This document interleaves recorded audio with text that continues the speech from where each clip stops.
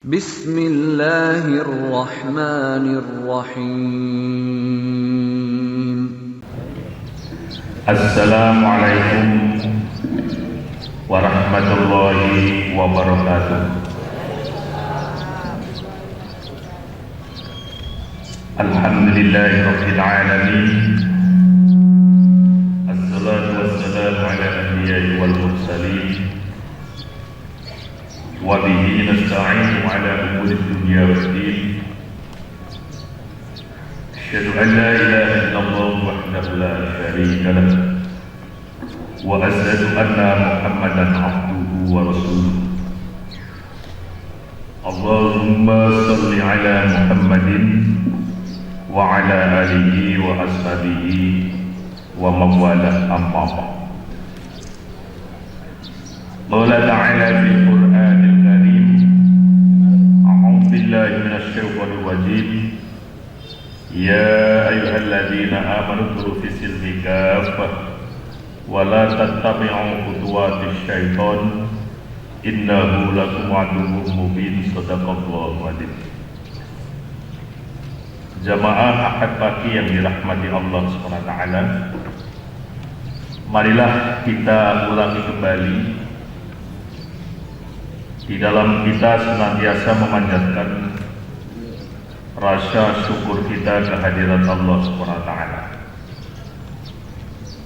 yang mana Allah telah melimpahkan segala taufik dan hidayahnya pada kita sekalian, sehingga dalam kondisi kehidupan yang seperti apapun kita masih senantiasa mendapatkan makna pertolongan dari Allah SWT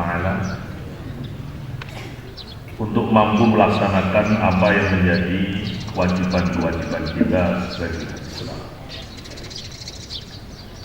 Salam serta salawat atas junjungan kita Rasulullah Muhammad sallallahu alaihi wasallam, yang karena perjuangan beliau itulah kita kemudian bisa mengimani, bisa meyakini, bisa mengamalkan, dan sekaligus bisa mendakwahkan dinul haq, dinul Islam. Tema yang saya ambil pada kesempatan ini adalah tentang keimanan sebagai dasar kita berkehidupan. Karena orang mengatakan tahun 2018-2019 ini tahun politik, yang kadang-kadang ada orang yang tiba-tiba membutuhkan akidah, menemukan kehidupan yang berkeimanan yang sebelumnya tidak pernah berpikir itu misalnya. Atau juga fenomena munculnya kerasaan ubur-ubur gitu. Ada kerasaan ubur-ubur di Jawa Barat yang juga tetap saja mereka semula akarnya adalah orang Islam, tapi dalam menafsirkan agamanya itu bisa bermacam-macam.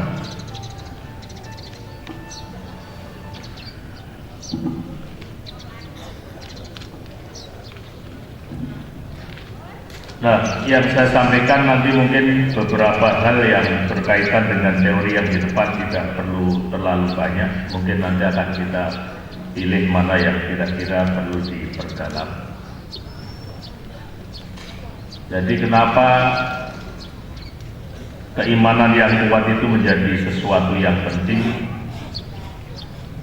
Ya, kita baru saja melaksanakan ibadah kurban, yang orang sering mengkaitkan kuatnya akidah Nabi Ibrahim alaihissalam sehingga rela menyembelih putranya demi ketakwaan kepada Allah SWT. Nah, namun ada beberapa persoalan-persoalan yang mungkin sering menjadi pertanyaan bagi kita sekalian, atau catatan-catatan penting untuk Bapak Ibu sekalian. Evaluasi kurban kemarin itu kan banyak takmir itu yang kurang memperhatikan masalah umur dari hewan yang disembelih. Karena sekali datang langsung satu truk atau satu truk, yang penting turun dihitung jumlahnya. Kalau kambing umurnya berapa teman? 2 tahun. 1 tahun. Bagaimana cara tahu umur 1 tahun? Ya kalau bisa yang pertama ya pakai akte kelahiran.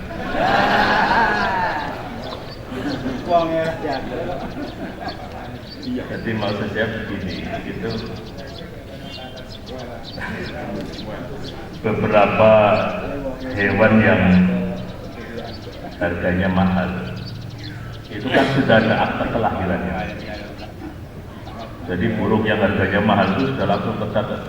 Nah kalau kita sudah punya catatan akte kelahiran perkambingan itu, tidak harus dengan ngecek spoil apa belum.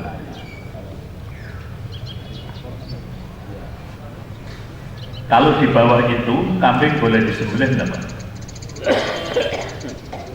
Ini cerita-cerita yang ringan-ringan dulu sebelum kematian. Karena kalau saya pulang dari kemarin ngisi pengajian di PDM Kendal, selesai ngisi akad pagi, langsung mampir di warung sate Batibul dan Balibul. Bawah 3 bulan dan bawah 5 bulan. Jadi sak balung-balungnya mlebu kabeh. Iya, sate cempe Pak. Cempe itu saya rada bayi. Saya ketemu sama yang ngurusi itu pelayannya tuh, Ustaz, saya tuh nggak tega Ustaz.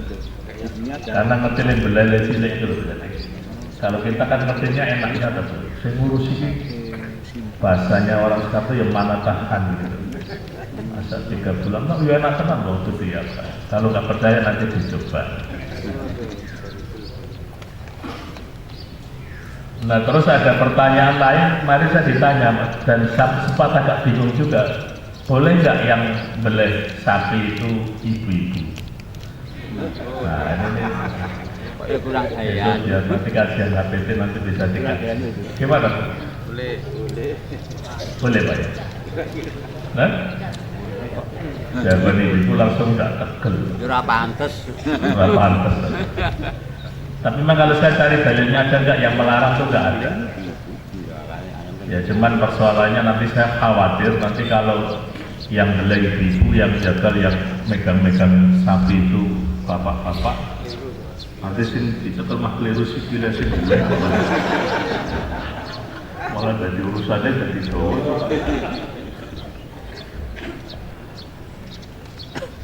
Termasuk sekarang ini ya sebenarnya tidak ada larangan yang kurban itu pakai sapi, tidak memang di Indonesia sekarang ada larangan karena kaitannya dengan regenerasionalnya mereka. Jadi yang saya awali dengan ada beberapa istilah yang dekat dengan kajian tentang akidah.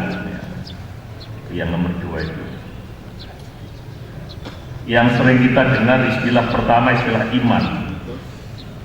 Jadi ada yang menyamakan istilah iman dengan akidah dan ada juga yang membedakan.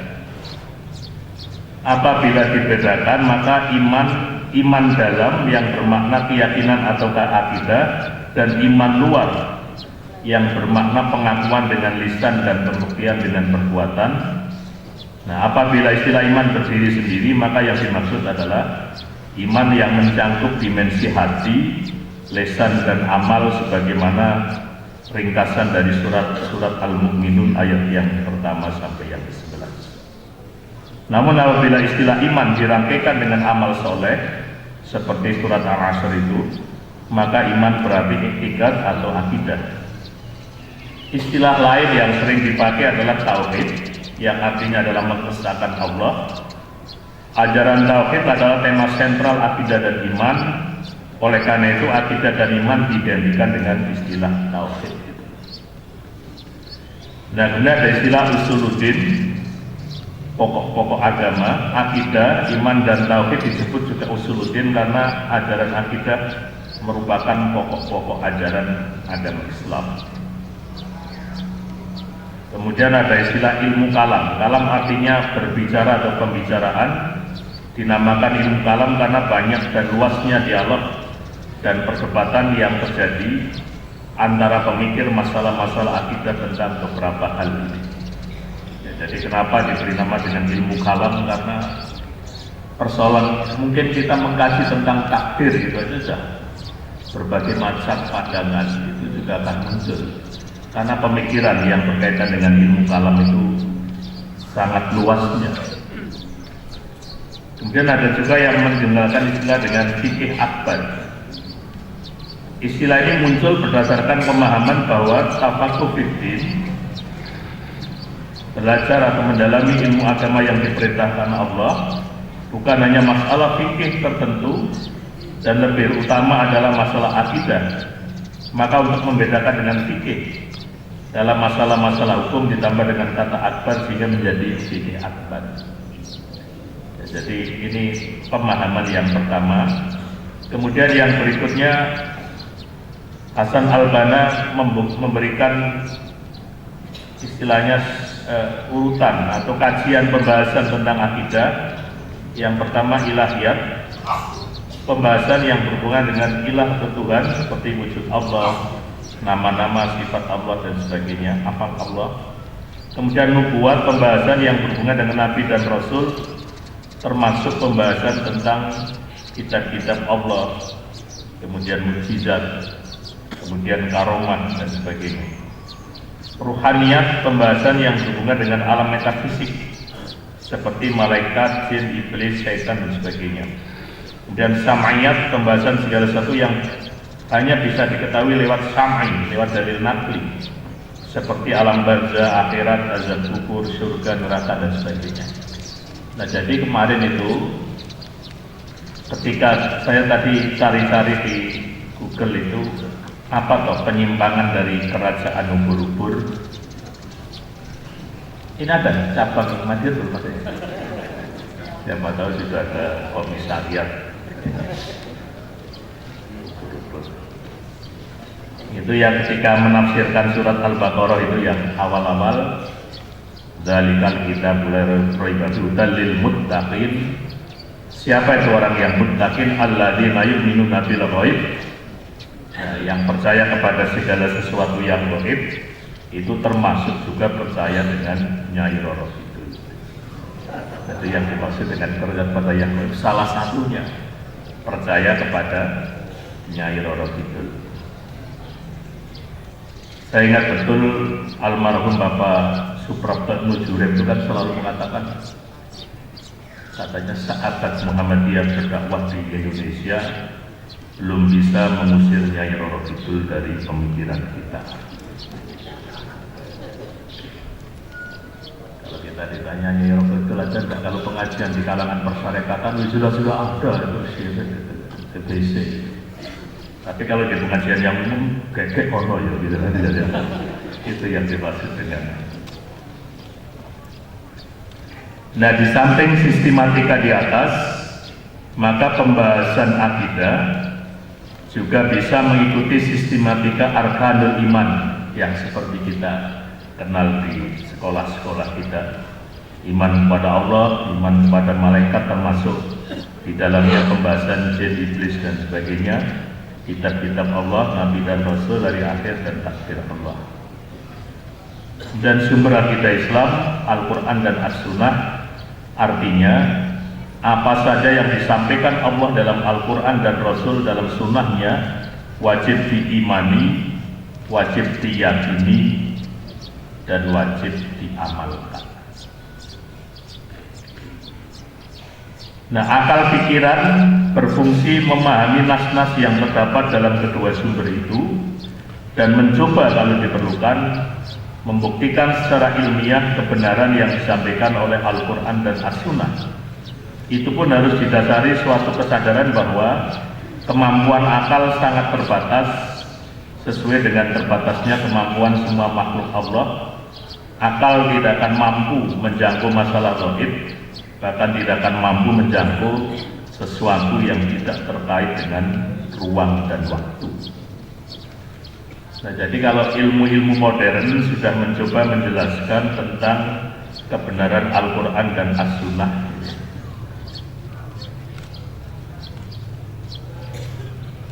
Rata-rata kalau di Madiun ini masjid-masjid itu kurbannya berapa, Pak? Karena ada masjid yang begitu semangatnya, dia mengatakan alhamdulillah masjid kami kurban sapi 8, lembunya 15. Harmoni wedhus itu keliru lembu, jadi sapi tadi.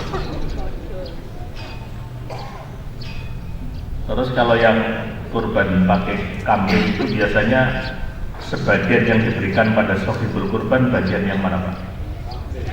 Samping ya. Alasannya apa? Itu ada tuh ibu-ibu masa datang ke tempat kurban, Mas nanti saya pesan sampil kanan kiri ya Mas. Monggo nek ndase ora ono sing butuhe ya tak gawa mulai lagi dengan nang titipke belake ta begitu. Dia tuh nggak kurban nang titipke belake. Tapi ini rahasia di antara kita itu ternyata daging yang paling enak bukan disampil. Jadi saya kemarin ketemu dengan seorang dokter hewan, dia cerita daging yang sudah terlalu banyak untuk bergerak, untuk bekerja oleh hewan itu sudah alot, Pak, tidak enak. Ya itu kan untuk kerja keras, jadi sudah terlalu kencang jadi alot, tidak enak. Makanya yang paling enak ya soto iga gitu yang belakang.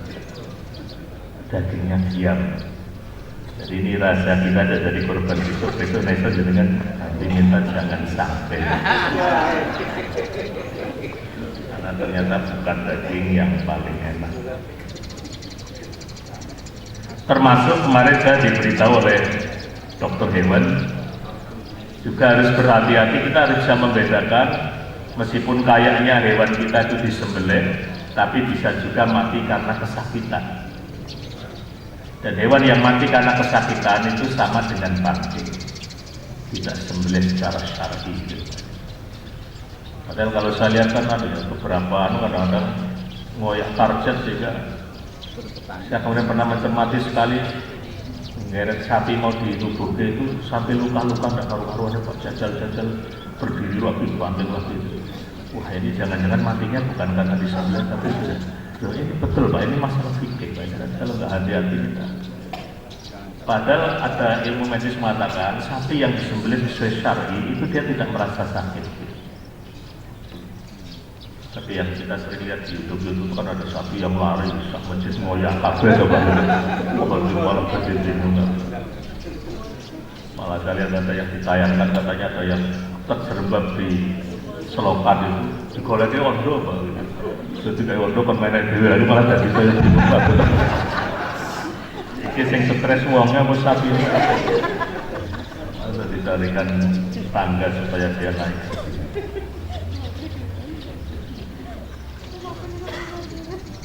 Jadi sekarang kemudian fungsi akidah adalah dasar atau fondasi untuk mendirikan bangunan. Seseorang yang memiliki akidah yang kuat pasti akan melaksanakan ibadah dengan tertib, memiliki akhlak yang mulia dan bermuamalah dengan baik. Ibadah seseorang tidak akan diterima atau diberi nilai oleh Allah kalau tidak dilandasi dengan akidah yang benar.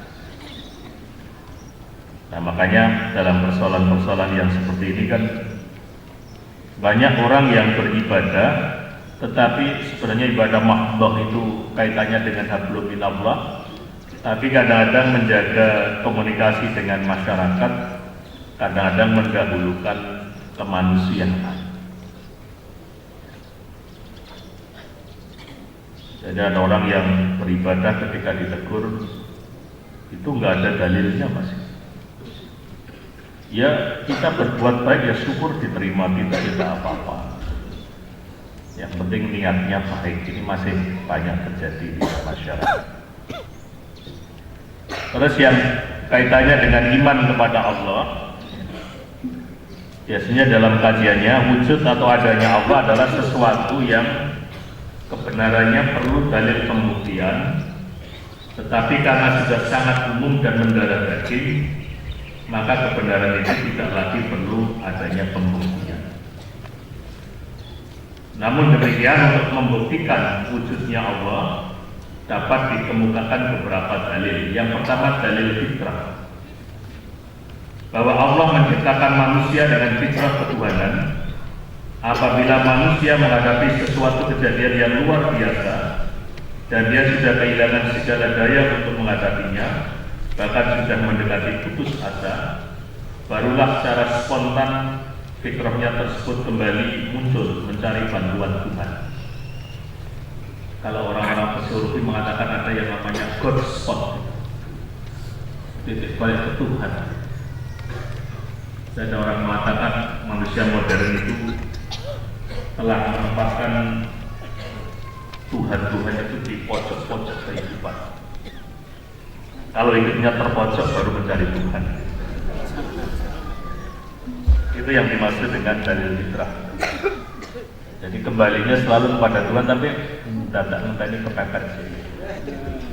Ke sana sini sana ada. Itu dalil fitrah. Tapi ini nanti penjelasannya itu tidak akan bisa membawa kepada kebenaran yang hakiki kalau tidak diikuti dengan dalil yang akal. Dalil akal adalah dalil dengan menggunakan akal pikiran untuk merenungkan dirinya sendiri, alam semesta dan lain-lain. Seseorang bisa membuktikan tentang adanya Allah.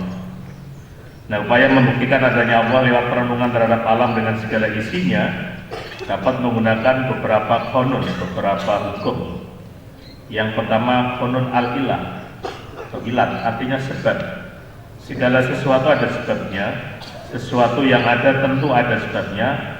Kemudian siapakah yang menjadi kausa prima, siapakah yang mengadakan alam ini.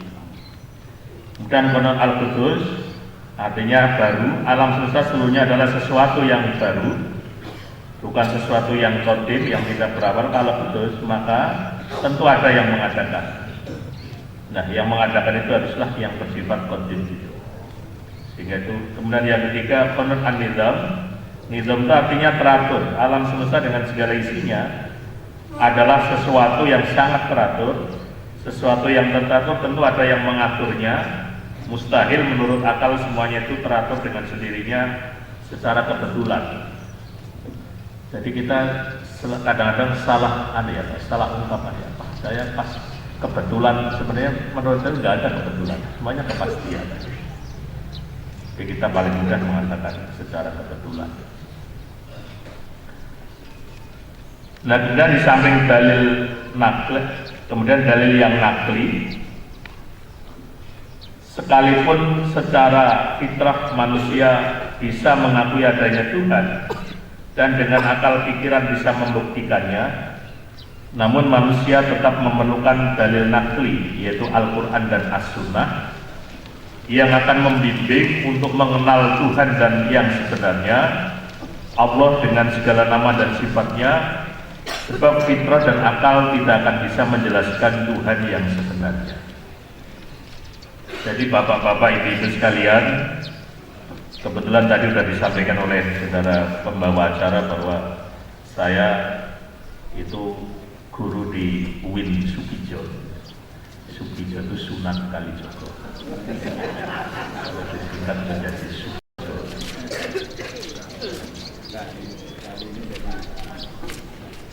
Itu ternyata dosennya tidak semuanya Muslim. Ya. Ada juga dosen-dosen yang dikatakan sebagai Islamolog, orang yang ahli mengkaji tentang Islam, tapi mereka sendiri bukanlah orang yang beragama Islam. Contohnya misalnya ada yang namanya Martin Franz Broymessen. Itu jelas bukan kelahiran Madiun gitu ya. Jerman. Ada Karl Steinbrink. Saya pernah dialog dengan Karl Steinbrink, dia bahasa Arabnya bagus, tafsirnya juga bagus. Ketika saya tanya, kenapa Prof kok paham betul tentang Al-Quran, kok tidak masuk Islam? Jawabannya Bapak, ternyata dia menjawab, Mas Hamim, sedalam-dalamnya saya memahami tentang Islam, jauh saya lebih memahami agama saya. Itu Pak, jadi seorang Islam mulus seperti itu. Memang ada satu dua yang telah mengkaji Islam dengan tujuan ingin menghancurkan Islam tapi mendapatkan hidayah, itu ya ada. Tapi ya kasusistik gitulah ya. Artinya ada satu dua yang akhirnya menjadi muslim yang baik. Atau dulu ada tokoh Cina apa Tiongkok, China, namanya Ong Boham. Itu dulu tahun 90-an tokoh yang paling banyak membicarakan tentang pembauran gitu ya. Islam dan pembauran. Disertasi beliau mengatakan orang China itu akan diterima oleh orang Indonesia itu kalau melalui dua jalan. Jalan yang pertama ya pakailah agama mayoritas, bergabunglah dengan agama mayoritas. Dan yang kedua pakailah nama-nama lokal gitu. Yang itu teorinya, disertasinya beliau, tapi beliau dua-duanya nggak ambil satu pun. Jadi dia namanya ya tetap Ong Boham, ahli sejarah itu. Dan yang kedua agamanya juga tidak Muslim.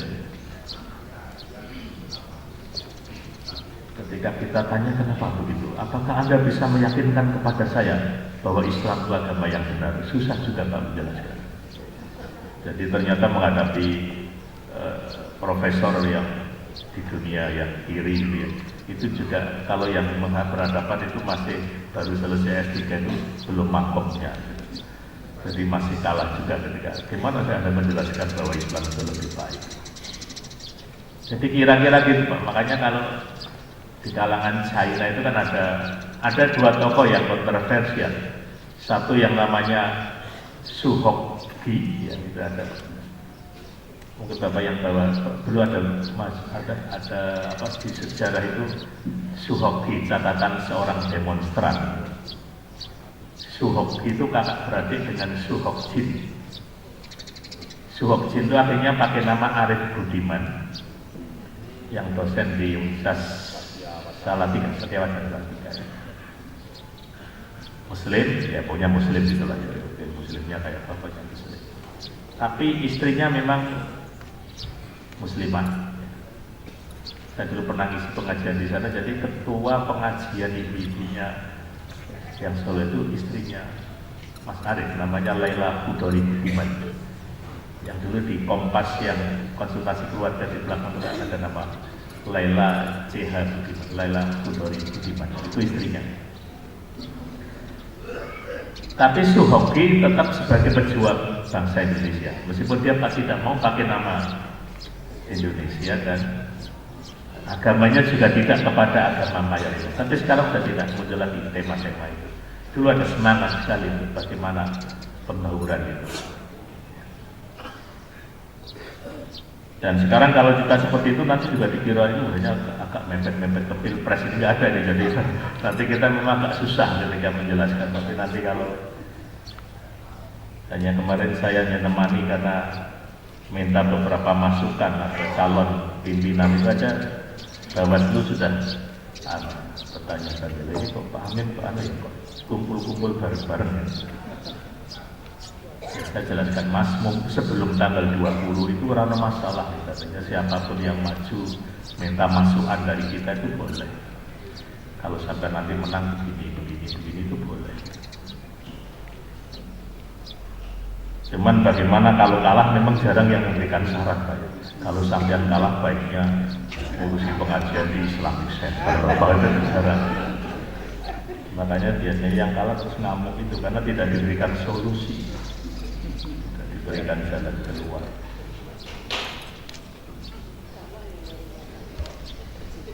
Nah kemudian yang berkaitan dengan tauhidullah ya, esensi iman kepada Allah adalah tauhid yang mengesahkan Allah baik dalam zatnya, dalam sifat-sifatnya maupun dalam segala perbuatannya. Esa dalam zatnya artinya Allah tidak tersusun dari berbagai unsur. Kan ada yang mengatakan telu-telu ning tunggal. Dulu saya waktu masih kecil diceritakan ada agama yang cerita agama itu seperti telur itu.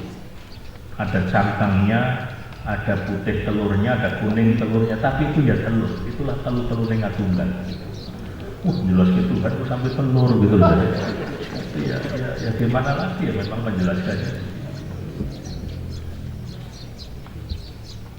Dan kelihatannya jamaah pengajian yang hadir sekarang ini kan lebih banyak kalau menikmati malah harus putih telurnya, sudah banyak mengurangi kuningnya. Saya kemarin selesai hari raya Idul Fitri, saya tes tensi, ternyata kolesterol saya tuh mi'raj.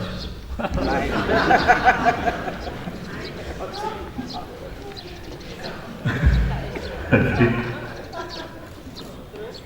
sikut itu kok rada ngalu-ngalu dari kedua. Mas kurangi ini.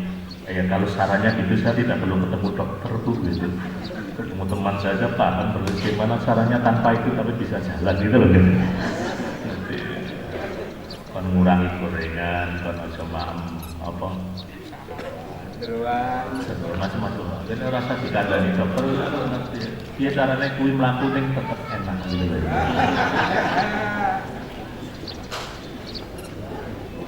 Sama dulu saya punya teman itu kan seneng lelehan di gardu itu, kalau kerja bener rasa-rasa rada sakit, rasa kurangan, kesehatannya juga kurang bagus. Ya itu dokter nyaranin, Mas, jangan itu kurangi lelehannya dan sebagainya, jangan terlalu banyak begadang. Ya itu jawabannya sama dokter, kalau nasihatnya itu nggak usah dokter, kan saya sudah tahu gitu.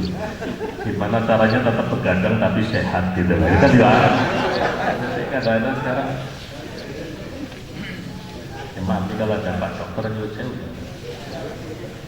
Tapi hanya yang sekarang bagusnya Pak Dokter itu kan ada, kalau orang berobat jarang lah yang nawar gitu ya. Sing nganyang kira ono wedine ora mari gitu. Khawatir kalau gara-gara nganyang itu ora mari. Esa dalam sifat-sifatnya artinya hanya Allah yang berhak memiliki sifat-sifat kesempurnaan.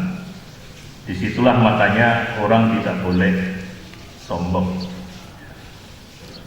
Esa dalam perbuatannya artinya Allah berbuat segala sesuatu tanpa ada yang membantunya, dan berdasarkan tahapan tauhid dapat dibagi menjadi tauhid rububiyah, tauhid mulkiyah, dan tauhid ilahiyah.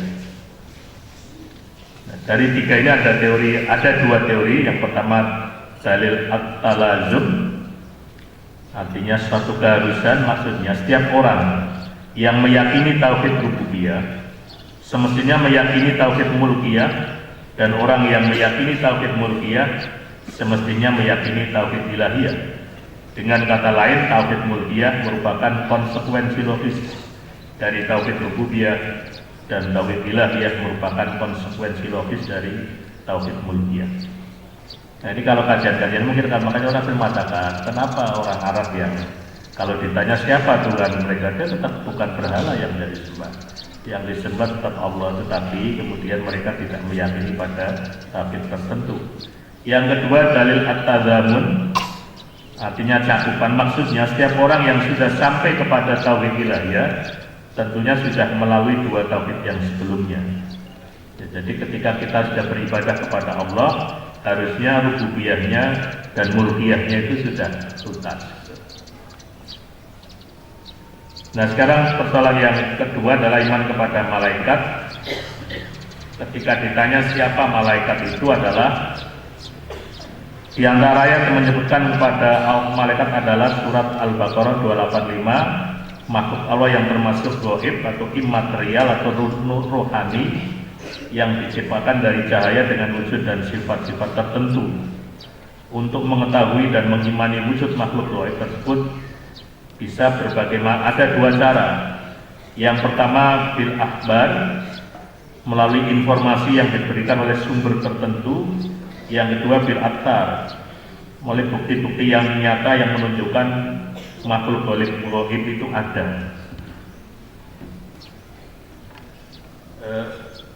Saya kemarin baru ada cerita Pak, jadi ada orang yang mantenan, tetapi katanya makhluk halus yang di kos di calon atlet itu tidak senang dengan calonnya itu, sehingga begitu habis mantelan terus menunjukkan sikap yang aneh-aneh gitu.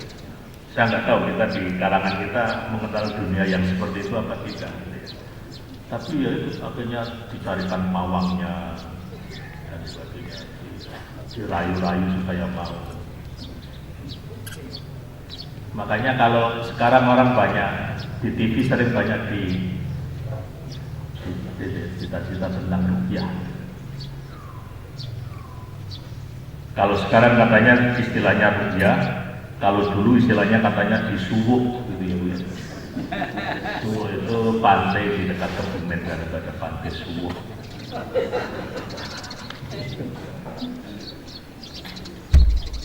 Kita jarang mengenal persuwukan.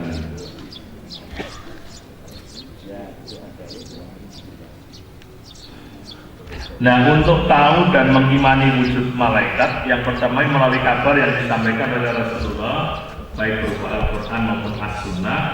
Yang kedua lewat bukti nyata di alam semesta yang menunjukkan adanya.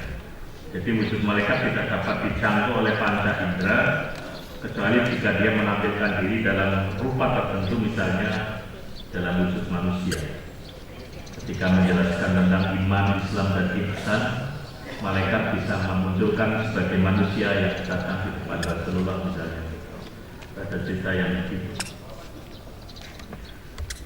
Nah, malaikat tidak dilengkapi dengan hawa nafsu, tidak memiliki keinginan seperti kita manusia, tidak berjenis kelamin dan tidak berkeluarga. Sifat pembawa malaikat adalah hamba Allah yang dimuliakan. Kenapa dimuliakan? Karena selalu mengerjakan perintah Allah, tidak pernah membangkangnya, dan tidak merasa angkuh dan tidak merasa letih. Makanya ketika orang-orang kafir Quraisy dulu, yang jadi Rasul itu kok manusia kayak kita, punya lelah, punya sakit dan sebagainya. Kalulah yang jadi Rasul itu malaikat, barulah kami akan beriman. Karena kalau ngayal langsung ditunjuk coba gitu. Tapi untunglah manusia sehingga punya perasaan yang sama. Memberikan hormat kepada ahli surga, menyiksa ahli neraka, dan memberikan wahyu.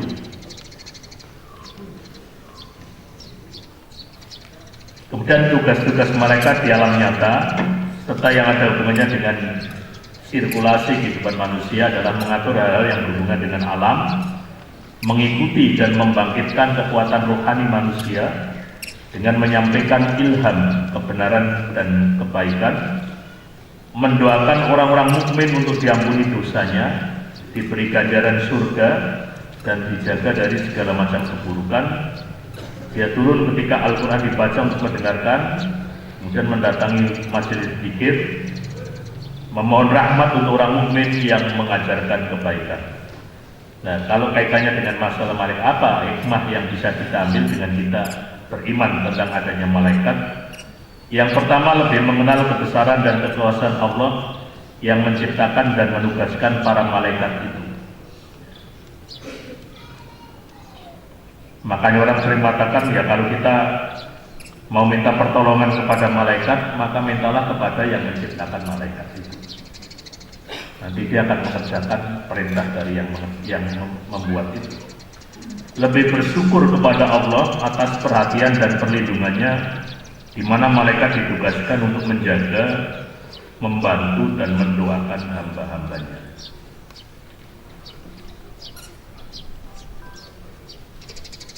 Karena ada yang riwayat mengatakan kita ke Mekah itu aja dibantu oleh malaikat. Ke Mekah.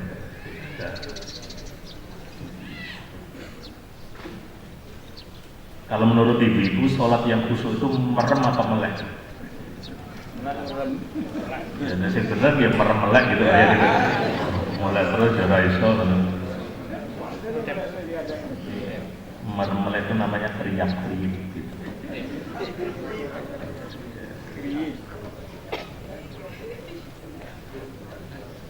Berusaha berhubungan dengan para malaikat dengan jalan mensucikan jiwa, membersihkan hati, dan meningkatkan ibadah sehingga didoakan oleh malaikat. berusaha berbuat baik dan menjauhi segala dosa, karena kita yakin selalu diawasi malaikat yang mencatat amal manusia. Jadi dulu kan kita waktu masih di tingkat SD atau mungkin di pesantren itu kan membayangkan ini kalau catatan harian kita disampaikan itu kan berapa jilid itu, raport sak semester aja begitu Pak. Ternyata setelah kita memahami ada flash disk, mungkin catatan perbuatan manusia nanti dikirimkan melalui flash disk. Tapi orang modern yang pikirannya rodo nakal, kalau begitu berarti amal yang jelek-jelek bisa di-del dulu. Kalau ini bodoh bisa. Iya bisa di-del tapi sekarang sudah sampai di sana nggak mungkin.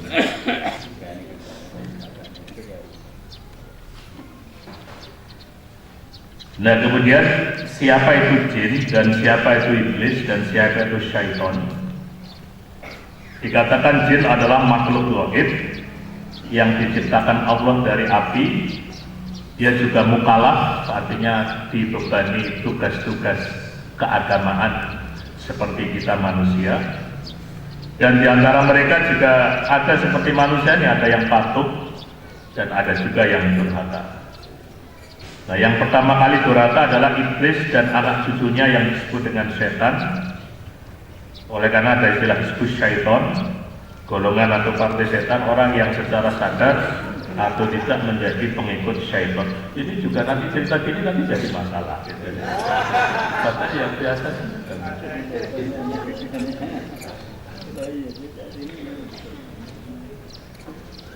Saya nggak tahu apakah nanti ke depan kalau pengajian seperti ini boleh nggak pakai toa.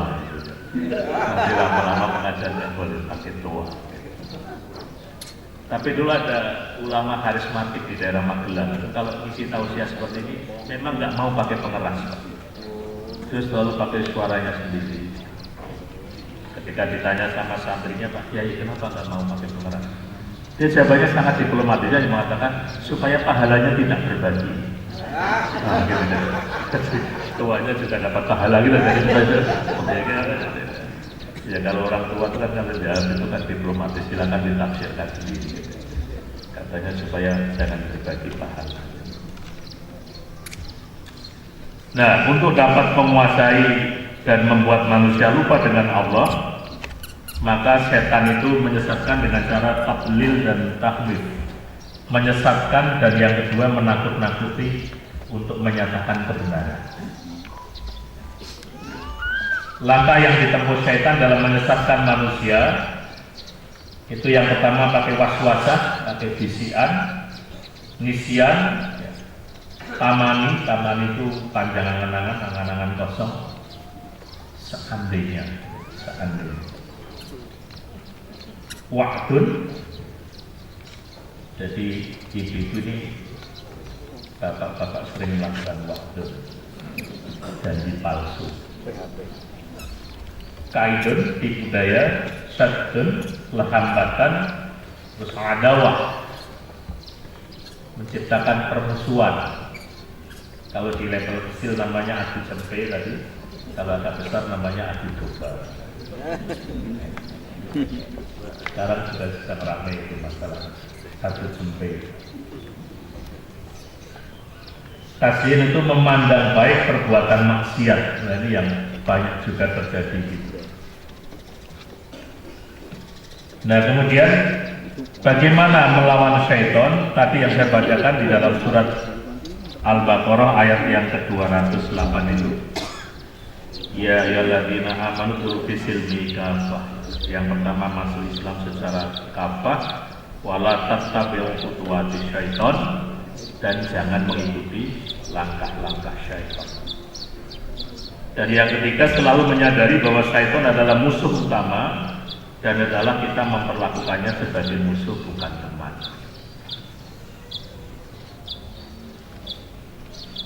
Jadi makanya ini ada cerita anekdot, katanya ada orang dari Indonesia pas melempar jamarat itu kan melempar batunya tong kembali ke keningnya, tong kembali ke keningnya. Katanya dari atas ada suara, sesama setan dilarang saling melempar. Nah, kan menjawab.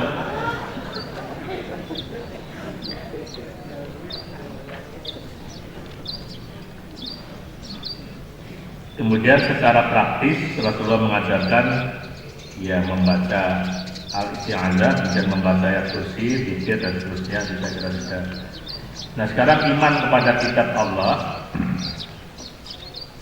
Untuk mengetahui kitab-kitab Allah sebelum Al-Quran haruslah bersumber kepada Al-Quran sendiri, karena Al-Quran adalah kitab yang terakhir.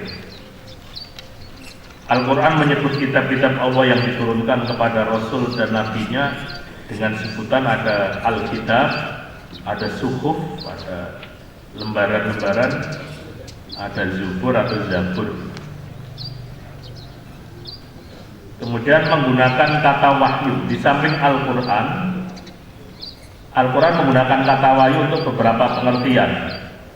Jadi kalau Al-Quran menceritakan tentang wahyu, yang pertama ilham fitri yang diberikan kepada manusia, insting yang diberikan kepada hewan, isyarah yang cepat dengan kode-kode tertentu, bisikan syaitan kepada manusia untuk menggoda dan menipunya, perintah Allah kepada para malaikat. Dan cara wahyu diturunkan dan seterusnya, saya kira ini yang. Terus yang terakhir yang kaitannya dengan Dr. Naim Yasin mengatakan yang berhak disebut dengan kitab Allah itu yang mana? Untuk sekarang semua kitab suci tidak berhak disebut sebagai kitab Allah kecuali Al-Quran. Beliau menyampaikan ada 5 alasan. Yang pertama, tidak ada satupun naskah asli dari semua kitab suci yang turun sebelum Al-Quran yang terpelihara sampai sekarang. Semuanya telah hilang atau dihilangkan. Kemudian kitab-kitab suci tersebut sudah bercampur dengan ucapan manusia. Tidak lagi bisa dibedakan mana yang kalam Allah dan mana yang hanya kata-kata manusia. Kemarin saya dikirimi WA itu, katanya ada Ustadz khutbah Jumat. Kamu harus ada diri yang ngomong kayak gini, ini Allah yang ngomong ya. Gimana kalau Allah pakai kata ngomong ini etis enggak gitu, ini persoalan. Ada kita harus juga menjaga supaya dengan etika yang benar. Kitab-kitab suci tidak satupun kitab-kitab itu yang secara sah dinisbatkan kepada Rasul yang membawanya, karena tidak mempunyai standar sejarah yang bisa dipercaya. Kemudian didapatinya pertentangan antara satu bagian dengan bagian yang lain dan antara satu kitab dengan kitab yang lain. Dan didapatinya pelajaran yang batil tentang Allah dan beberapa Rasul. Jadi ada kitab-kitabnya memang masih ada, tetapi ada kitab yang justru mendeskripsikan, mencatatkan sebagai sesuatu yang jelek kepada Rasul-Rasul yang tidak disenangi.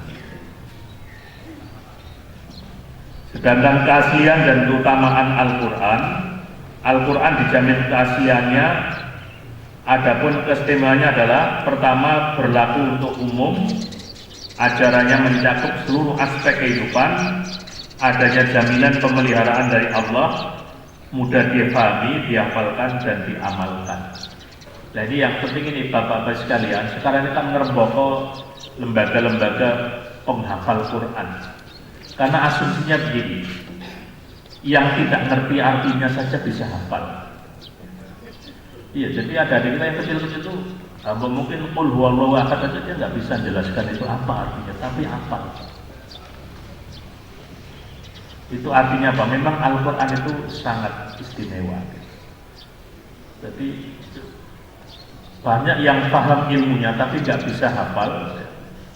Mungkin kalau zaman sini ibu sudah banyak yang hafal ya, sudah berjus-jus. Ada jus melon, ada jus apa.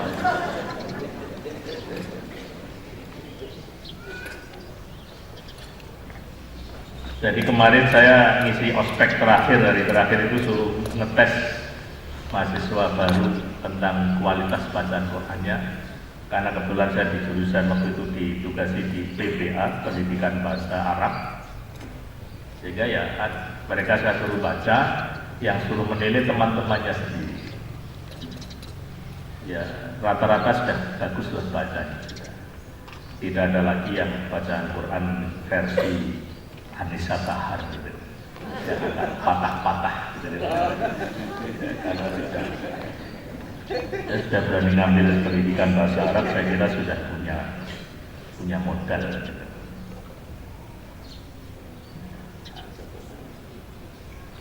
Sedangkan kewajiban seorang muslim, ada beberapa kewajiban seorang muslim terhadap Al-Quran. Yang pertama, mengimani kebenarannya. Ini penting. Sekarang ini kan, itu kalau di dalam punya saya bawa itu, tidak percaya satu ayat saja itu bisa menjadikan orang kafir. Bagaimana kalau tidak percaya dengan berayat-ayat? Masalah penistaan itu saja sekarang. Di samping mengimani juga mempelajari, mengamalkan, setelah itu kemudian mengajarkan kepada orang lain. Sering menjadi pertanyaan, internalisasi pemahaman agama dengan sosialisasi itu didahulukan yang mana? Artinya kalau internalisasi itu untuk memperdalam ke kita, sosialisasi kepada orang lain. Kalau menurut saya itu ya bersinergi sajalah. Nanti kalau kita ingin menyampaikan kepada orang lain, setelah kita ilmunya cukup banyak, nanti setelah awal IDB dipanggil Allah. Jadi belum pernah berdakwah, hanya cerita ada innalillahi.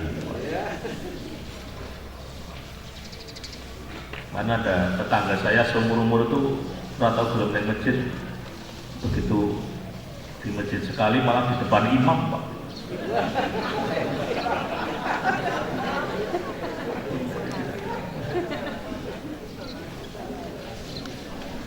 Begitu selesai pada sholat itu ada yang berenang, nontonnya masjid pakai sholat itu.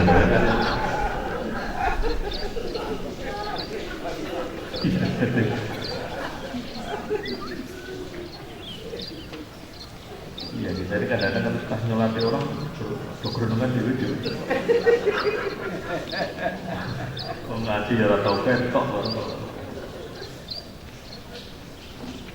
Dulu ketika Muhammadiyah dan NU akan mengeluarkan fatwa kalau koruptor mati jangan disekolati. Ternyata koruptor itu nyuap itu tidak hanya ketika hidup, sudah mati aja bisa nyuap tuh. Ayo nanti yang nyolati dapat sarung satu, dapat pakaian. Wah, itu apa ya? Wah, ini wis mati wis nyuap kok gimana?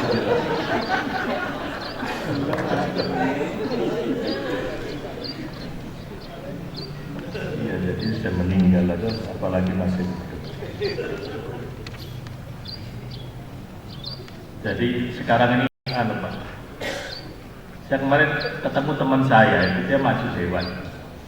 Bisa, tapi harus di media-media massa dia cerita. Saya pernah masuk 2 bulan di penjara karena kasus penipuan, itu harus diceritakan Pak kepada masyarakat. Itu etikanya gimana ya? Tapi ya memang aturannya sekarang gitu Pak. Yang sudah pernah alih, Pak, ya silakan maju, tapi harus terbuka. Ya, tapi calon bupati yang sudah jelas-jelas ditangkap KPK yang menang kok gitu. Jawa Timur memang istimewa kan gitu ya.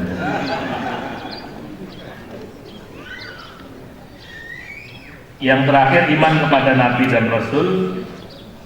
Ya ini teori belajar Nabi berbeda dengan Rasul dan sebagainya.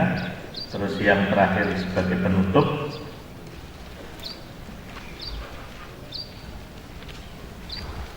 tugas Rasul itu yang pertama menegakkan kalimat tauhid, yang kedua mengajak umat beribadah kepada Allah, yang ketiga menjauhi taghut, dan yang keempat menegakkan agama secara takwa.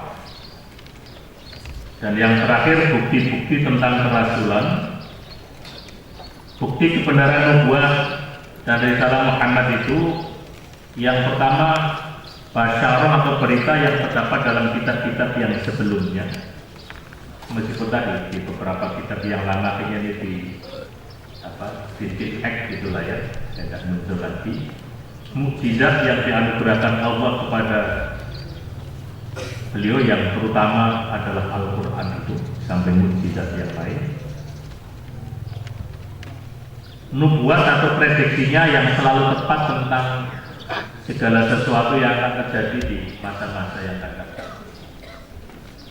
Kalau orang sekarang mengatakan futurolog yang sangat hebat, ahli tentang masa depan.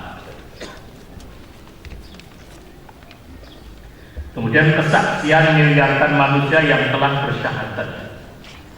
Jadi kalau siapapun orangnya yang sudah mengucapkan 2 kalimat syahadat, itu artinya sebagai bukti tentang dia meyakini kebenaran Rasulullah. Yang terakhir, kenyataan bahwa Rasulullah adalah seorang ummi dan tidak pernah berguru kepada siapapun.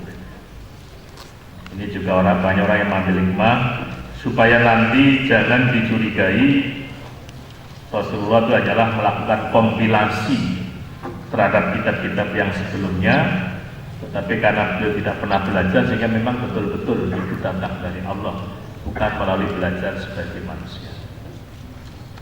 Nah, Bapak Ibu sekalian, inilah yang